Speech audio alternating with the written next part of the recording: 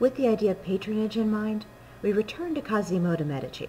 Now, remember, Cosimo was the guy who took a middle-of-the-road, fairly small banking family, the Medici, and really put them on the map in Florence.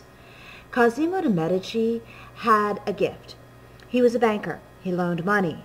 But the thing is, Cosimo knew that there was more to getting power than just loaning money and getting interest. Cosimo loaned money, and frequently he loaned it in exchange or favors.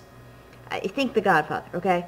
Someday I will come to you and I will ask you for a return of your favor. Yeah, that. Cosimo de' Medici literally kept a black book, and many writers of the time said that outside the Medici Bank in the morning there would be a line of people with everything from bags of money to chickens to pies asking to see Cosimo, wanting to cut a deal. Cosimo spread his power throughout the city. Everyone owed him something. So in a city where families would bribe servants to leave the door open so they could stab another family in their beds, Cosimo owned the servants, and they warned him when the other family was coming. He managed to make his family secure and successful. But Cosimo was more than just a thug. Cosimo was a humanist. He believed in individuals determining their own fate. He established the first public library since the ancient world, and his family spent over $2 million for books and manuscripts.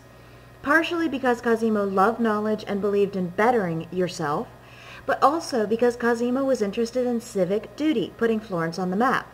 Remember, here in this time period, there is no such thing as a printing press. You want to read a book, you've got to get to one of the hand-copied versions of it, and there are very few of those. By investing in those and putting those in Florence, Cosimo basically guaranteed that some of the best educated, most intelligent people in Europe were going to come to Florence. He also was a patron of the artist.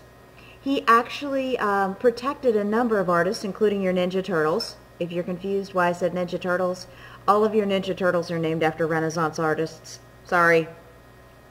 He also founded art schools, one in particular called the Garden of San Marco, where young men could be trained. And again, Cosimo's got a favor going. He's just trained some of the most talented artists in the world, and even when they grow up and go out and work for someone else, they still got their training with the Medici. There's still that loyalty in the background. Now, Cosimo de' Medici, humanist, banker, almost mafia, patron of the arts, is also the one who solved a major problem in the city of Florence. In Florence, that cathedral, that dome that Brunelleschi's building, well, Brunelleschi's gotten a area of the dome complete. About 10 to 20 feet of the dome is completed. The problem is, at that point, the city fathers run out of money. That's humiliating. And the city of Florence, once again, finds itself in a position where it can't get its dome up. Now, at that point, in that middle of that humiliation, Cosimo de' Medici steps in with his banking funds and says he will gladly pay for the completion of the dome, out of the kindness of his heart as a good son of Florence. Now, that really is a humanist idea. He really is undertaking social responsibility. He's interested in promoting his native city. He also knows that this dome is going to be 300 feet tall, and every time anyone in the city of Florence sees that dome, they're going to remember Cosimo de' Medici paid for it. So he's also getting awesome publicity for himself and for his family. Now, as Cosimo de' Medici steps in to pay for this dome, he's putting a dome on a cathedral that's already complete. If you look, this is the inside of Santa Maria delle Fiori today. Please notice the size of the people compared to the size of the church. It's huge.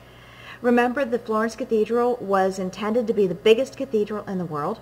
You can see the high ceilings and the Varro vaulting, or the Gorn vaulting rather. If you look at the ceiling at the cathedral from overhead, you'll get a sense of exactly how massive that cathedral really is. The people look like ants. You have this beautiful floor with inlaid patterns on it. The thing is, you also have a problem because down here at the far end of the cathedral, this area down here, that area in the time of Cosimo de' Medici has a very large skylight. Now, a couple semesters ago, somebody said to me, "Oh, so it's open. So what happens when it rains?" It gets wet. Water is coming into that area that should be covered by the dome. Instead, it remains open to the elements, and it remains a humiliation for the people of Florence. Now, in the meantime, Cosimo de' Medici is sponsoring Renaissance artists. For example, Donatello. Oh, no, wait. Hold that thought. That's Donatello. There we go. Now, Donatello is an incredibly talented artist. By the way, his real name is Donato de Niccolo de Bettibardi, but nobody calls him that. Everyone calls him Donatello. Donatello is patronized by Cosimo de' Medici, which means Cosimo de' Medici looks after him. Remember, patronage is not just a professional relationship, it's personal. Cosimo de' Medici protects Donatello as well as paying for his artwork.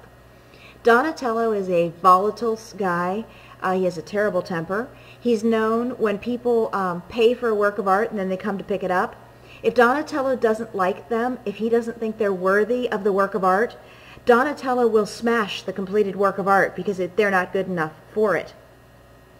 Donatello, however, doesn't get dragged to court. He doesn't get in trouble for breach of contract for smashing those things, because if you mess with Donatello, you mess with Cosimo de' Medici. And nobody wants to mess with Cosimo de' Medici.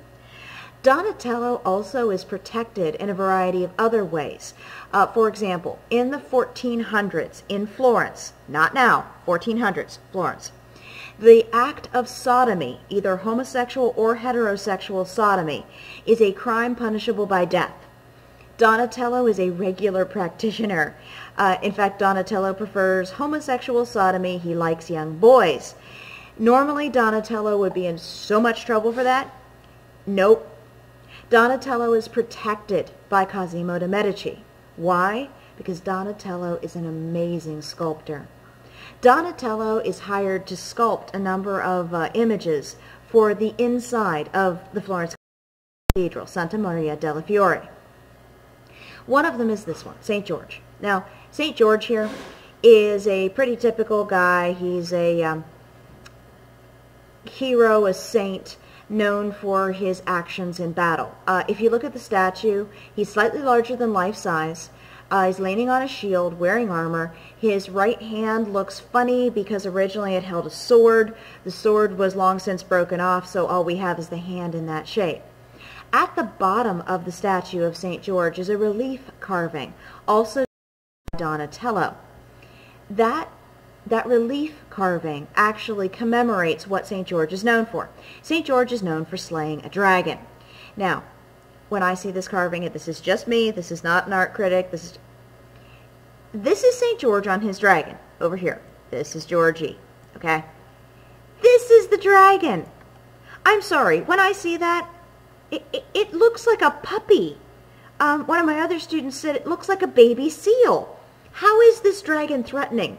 Yeah, go St. George, you're stabbing a puppy. No, I'm being sarcastic, seriously. This is the way Donatello portrays the scene. And what I want to talk about is how he actually creates the scene in three-dimensional space, how he creates a sense of perspective, because understanding the different kinds of perspective that are being used is going to be very important for later on as we look at different artworks throughout the class.